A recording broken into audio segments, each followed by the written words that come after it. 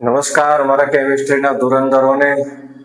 હવે મિત્રો, આજે એક એવો ટોપિક કે જે બોર્ડ પરીક્ષા માટે અગત્યનો તો ખરો જ, પણ આ ટોપિકમાં આપણે વારંવાર ભૂલ કરીએ છીએ.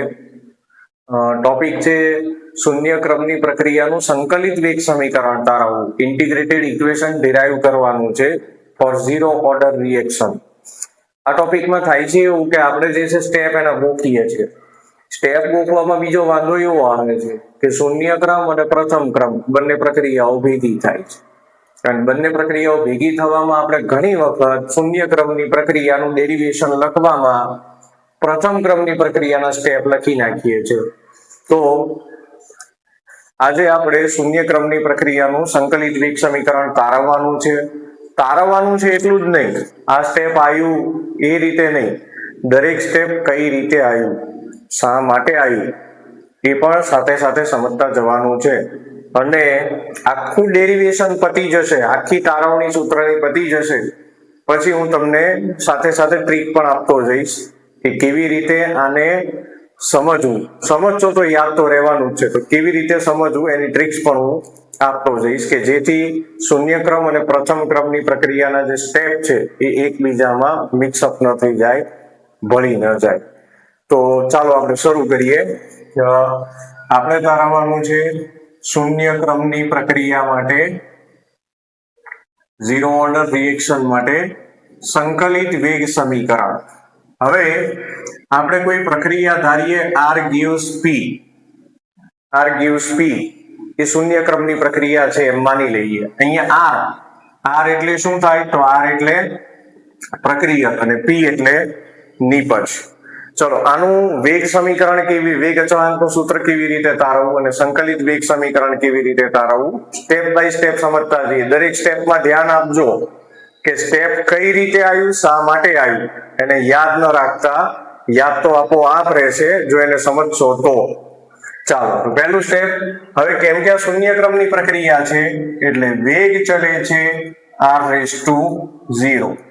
દરેક સ્ટેપને અંતે મનમાં એક પ્રશ્નાર્થ ચિહ્ન મૂકો. આવું કેમ?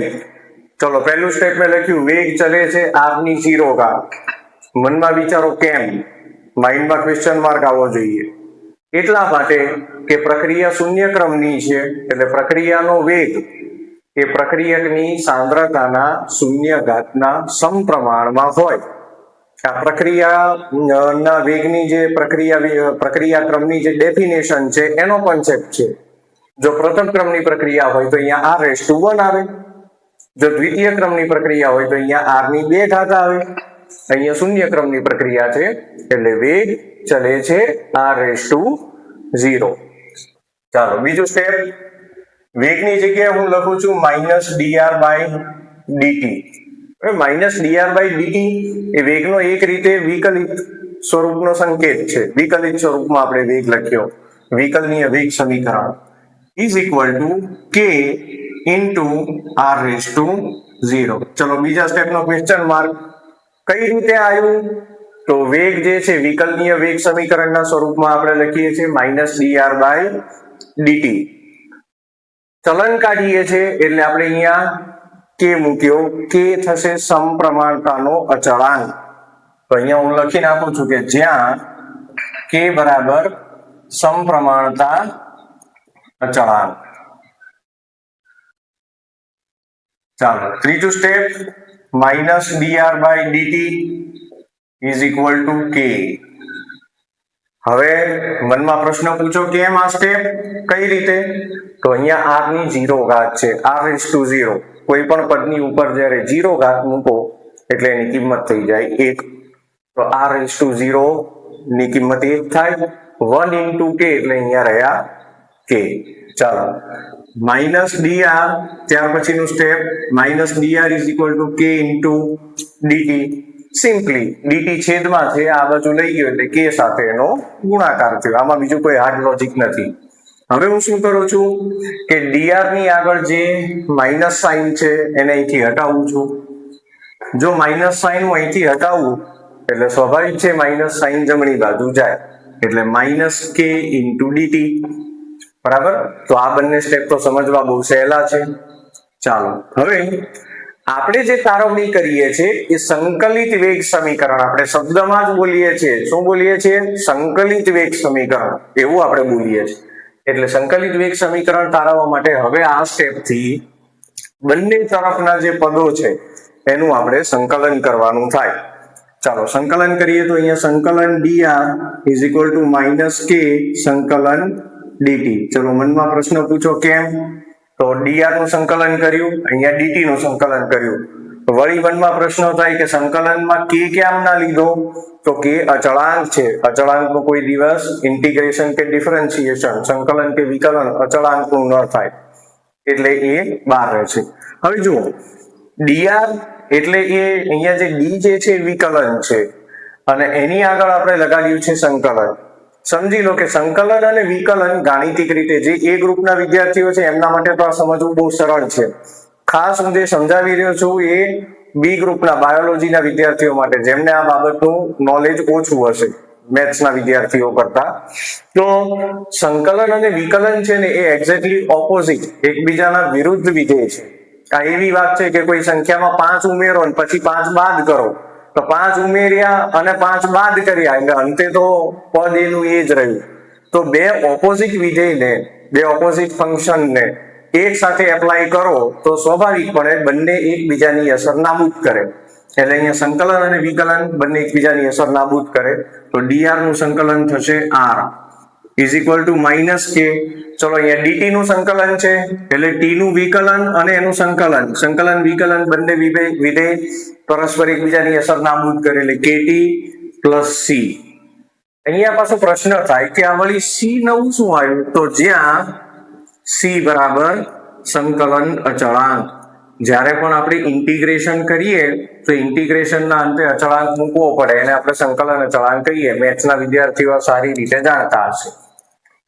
આ સૂત્રને આપણે કહીએ છીએ, આ એક્સપ્રેશનને કહીએ છીએ ઇક્વેશન 1. હવે અહીંયા હજી જો આગળ આનું સિમ્પ્લિફિકેશન કરવું હોય તો જે સંકલન અચળાંક મળ્યો c, એની વેલ્યુ આપણે, એની જે કિંમત છે આપણે જાણવી પડે. તો સંકલન અચળાંકની કિંમત જાણવા માટે આપણે એક કામ કરીએ કે t બરાબર 0 સમયે, બરાબર, ચલો t બરાબર 0 સમય, t બરાબર 0 સમયનો મતલબ કે પ્રક્રિયા હજી શરૂ થઈ નથી. જો પ્રક્રિયા શરૂ નથી થઈ તો આપણી પાસે પ્રક્રિયકની જે સાંદ્રતા છે એ મૂળ સાંદ્રતા જેટલી જ છે. ધેટ મીન્સ કે ઇનિશિયલી આપણે જેટલો પ્રક્રિયક લીધો છે 100% પ્રક્રિયક જે મૂળ સાંદ્રતા છે એ આપણી પાસે પડી છે. તો t બરાબર 0 સમયે આપણે લેવાનું થાય r is equal to r0, જ્યાં r0 જે છે એને કહીશું આપણે મૂળ સાંદ્રતા. તો હવે આ ઇક્વેશનમાં t ની વેલ્યુ આપણે 0 મૂકીશું અને r જે છે એની વેલ્યુ આપણે મૂકીશું r0. તો આગળનું પદ થશે r0 is equal to minus k into 0 plus c. Therefore r0 is equal to c. k into 0 any value 0 થાય. તો અહીંયા આપણને સંકલન અચળાંક c ની કિંમત r0 જેટલી મળી. તો હવે આપણે શું કરવાનું, બરાબર ધ્યાનથી સમજો કે c ની જે વેલ્યુ મળી c is equal to r0 એ આપણે ઇક્વેશન 1 સમીકરણ 1 માં મૂકવાની. તો હું અહીંયા સાથે લખીશ c ની કિંમત સમીકરણ 1 માં મૂકતા. ચાલો c ની કિંમત હું સમીકરણ 1 માં મૂકું તો r is equal to સમીકરણ 1 છે r is equal to minus kt plus c. એમાં c ની જગ્યાએ હું મૂકીશ r0. તો r is equal to minus kt plus r0. આ એક્સપ્રેશન થયું. હવે શું કરવાનું, આ માઇનસ kt ને આ બાજુ લઈ લઈએ અને r ને લઈ લઈએ આમ. તો આગળ એક્સપ્રેશન થશે kt is equal to, અચ્છા આ ઉપરવાળું સમીકરણ છે અને આપણે સમીકરણ 2 કહી દઈશું, એનું હમણાં આપણને કામ પડશે એટલા માટે. ચાલો હવે kt ને હું આમ લાવું છું ને r ને હું આમ લઈ જાઉં તો એક્સપ્રેશન થશે kt is equal to r0 minus r. Therefore k is equal to r0 minus r upon t. તો આ થયું ફાઇનલ ઇક્વેશન. શૂન્ય ક્રમની પ્રક્રિયાના વેગ અચળાંકનું આ સમીકરણ થયું. તો આ રીતે જે છે એનું ડેરિવેશન થાય. ફરીથી એક સ્ટેપ સમજીએ. કોઈ પ્રક્રિયા r gives p, જેને આપણે શૂન્યક્રમની પ્રક્રિયા માનીએ છીએ, એટલે એનો વેગ ચલે છે r⁻0. શૂન્યક્રમની પ્રક્રિયા છે એટલે પ્રક્રિયકની સાંદ્રતાના શૂન્ય ઘાતના સમપ્રમાણમાં એનો વેગ થયો. વેગને આપણે વિકલનીય વેગ સમીકરણના સ્વરૂપમાં લખીએ તો વેગની જગ્યાએ લખીએ -dr/dt. સમપ્રમાણતા અચળાંક આપણે લખીએ છીએ k. ચલન કાઢ્યું એટલે સમપ્રમાણતા અચળાંક લખ્યો k × r⁻0. બીજું કે r⁻0 ની વેલ્યુ 1 થાય એટલે -dr/dt = k. dt ને આપણે આ તરફ લઈ આવ્યા એટલે -dr = k × dt. અહીંથી માઇનસ સાઇન મેં કાઢી નાખી dr આગળથી એટલે માઇનસ સાઇન આવી ગઈ આ બાજુ એટલે અહીંયા થયું -k × dt. હવે બંને તરફ મેં સંકલન લીધું કેમ કે આપણે સંકલિત વેગ સમીકરણ તારવીએ છીએ એટલે આ સ્ટેપ થી મેં સંકલન લીધું. dr નું સંકલન = -k × dt નું સંકલન. અહીંયા k અચળાંક છે એટલે સંકલનમાં ઇન્ક્લુડ થાય નહીં. સંકલન અને વિકલન ઓપોઝિટ વિધેય બંને એકબીજાની અસર નાબૂદ કરી એટલે dr નું સંકલન r -k dt નું સંકલન t + c, એને આપણે કહ્યું ઇક્વેશન 1. ઇક્વેશન 1 માં જે c છે એને આપણે કહીએ છીએ સંકલન અચળાંક. એની વેલ્યુ તારવવા માટે આપણે શું કર્યું? t = 0 સમય લેવાનો. t = 0 સમય મતલબ પ્રક્રિયા હજી શરૂ થઈ નથી, તો આપણી પાસે પ્રક્રિયકની જે સાંદ્રતા છે 100% છે, મૂળ સાંદ્રતા છે, એટલે r ની જગ્યાએ આપણે લેવું પડે r0. r0 એ શેનો સંકેત છે? મૂળ સાંદ્રતાનો, એટલે કે શરૂઆતમાં જે પ્રક્રિયકનો જથ્થો લીધો છે એનો. તો સમીકરણ 1 માં મેં t ની જગ્યાએ 0 મૂક્યા છે અને r ની જગ્યાએ r0, એટલે મને c = r0 મળ્યા.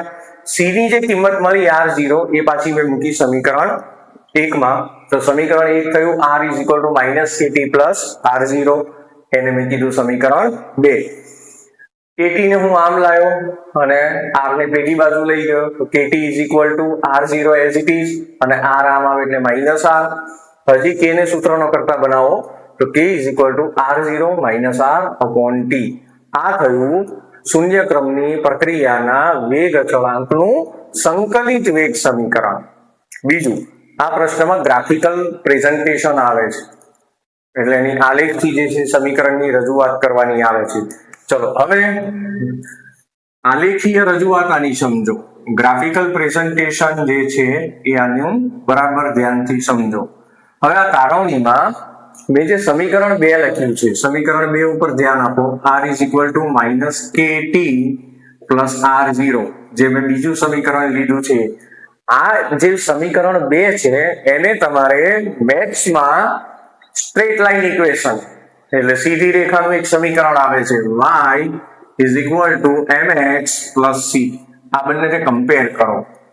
આ સમીકરણને સીધી રેખાના સમીકરણ સાથે સરખાવવાનું.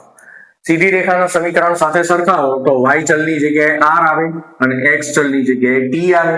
ધેટ મીન્સ કે ગ્રાફિકલ પ્રેઝન્ટેશન ની અંદર y અક્ષ ઉપર તમારે લેવાનું છે r એટલે પ્રક્રિયકની સાંદ્રતા, અને x ચલની જગ્યાએ અહીંયા t છે એટલે મતલબ આપણે અહીંયા x અક્ષ ઉપર લેવાનું છે t એટલે કે સમય.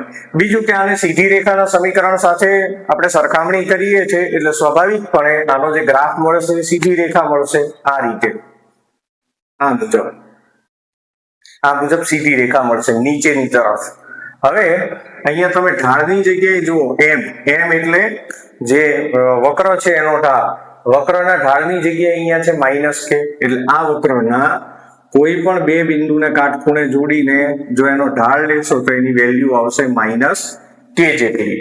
બીજું કે c જે અચળાંક છે એની જગ્યાએ r0 છે, એટલે જે આંતરછેદ આવે છે આલેખનું, આંતરછેદ એટલે ઉગમ બિંદુથી આ વક્ર જ્યાં શરૂ થાય છે y અક્ષ ઉપર, આ અંતર એનો c ની જગ્યાએ જે r0 છે એ કિંમત થાય, એટલે આ બિંદુની જે કિંમત હશે એ મૂળ સાંદ્રતા જેટલી r0 જેટલી હશે. અને વક્રને જોતા જ ખ્યાલ આવે છે કે સમયની સાથે સાથે પ્રક્રિયકની જે સાંદ્રતા છે એ ઘટતી જાય છે. તો છોકરાઓ જે છે મનમાં એક તમે બધા જે છે વિદ્યાર્થી તરીકે ભૂલ એવી કરો છો કે આ પ્રકારના ગ્રાફને મનમાં વિઝ્યુલાઇઝેશન એનું યાદ રાખવા માંગો છો કે હા એનો ગ્રાફનો કંઈક લુક આવો હતો કે અહીંયાથી આમ કંઈક નીચે આવતું હતું, અહીંયા આર હતું ને અહીંયા ટી હતું. જો આ રીતે ભણો છો, બિલકુલ ખોટી મેથડ થી ભણો છો, નહીં ભણી શકો આ રીતે, અથવા સારું પરફોર્મ નહીં કરી શકો. આ રીતે વિઝ્યુલાઇઝેશન ને ના ગોખો. સમજો કે સમીકરણ 2 ને આપણે સ્ટ્રેટ લાઇન ઇક્વેશન સાથે કમ્પેર કરીએ છીએ y = mx + c સાથે. એટલે y અક્ષ ની જગ્યાએ સાંદ્રતા r આવે છે, x અક્ષ ની જગ્યાએ સમય t આવે છે, m ની જગ્યાએ ઢાળ આવે છે -k એટલે ઢાળ -k, અને જે સંકલન અચળાંક ની જગ્યાએ જે પદ આવે એ એનો આંતરછેદ થાય. એટલે આંતરછેદ એટલે ઉગમ બિંદુથી ગ્રાફ જ્યાંથી એનો વક્ર શરૂ થાય છે એ બિંદુ, તો એ r0 જેટલું થાય. તો પ્લીઝ ગ્રાફનું વિઝ્યુલાઇઝેશન યાદ નથી રાખવાનું, એને આ રીતે સમજવાનું છે. હવેથી ધ્યાન રાખજો. બીજું, આનો અર્ધ આયુષ્ય સમય પણ એક સમજી લઈએ સાથે સાથે. એ પણ હાફ લાઈફ ટાઈમ બહુ અગત્યની વસ્તુ છે. તો અર્ધ આયુષ્ય સમયની ડેફિનેશન જાણીએ છીએ આપણે સૌ કે પ્રક્રિયકની જે સાંદ્રતા છે એ મૂળ સાંદ્રતાથી અડધી થાય. એટલે ટી ની જગ્યાએ આપણે લેવાના થાય t1/2 અને r ની જગ્યાએ લેવાના થાય r0/2. તો અર્ધ આયુષ્ય સમય હાફ લાઈફ ટાઈમ નો મતલબ જ આ છે કે જેટલો પ્રક્રિયક લીધો છે એ અડધો થવા માટે જે સમય લાગે એ એનો હાફ લાઈફ ટાઈમ થાય. એઝ પર એક્ઝામ્પલ, કોઈ પ્રક્રિયક તમે 1 મોલર લો છો, એનું મોલર કોન્સન્ટ્રેશન 1 મોલર છે, તો એ 0.5 મોલર થવા માટે જે પણ સમય લાગે એનો હાફ લાઈફ ટાઈમ કહેવાય. તો હાફ લાઈફ ટાઈમ લખતી વખતે કે રિપ્રેઝન્ટ કરતી વખતે મેથેમેટિકલી ટી ની જગ્યાએ આપણે સિમ્બોલ યુઝ કરીએ છીએ t1/2, અને r જે છે એની જગ્યાએ લખવાનું થાય r0/2. હવે આપણે જે સંકલિત વેગ સમીકરણ તારવ્યું છે k = r0 - r/2 is equal to r0,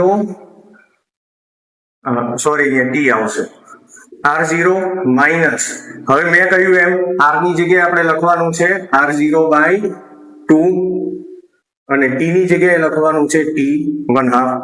therefore k is equal to, હવે જો r0 માંથી હાફ r0 આપણે માઇનસ કરીએ એટલે r0/2/t, એટલે k is equal to r0/2 t1/2.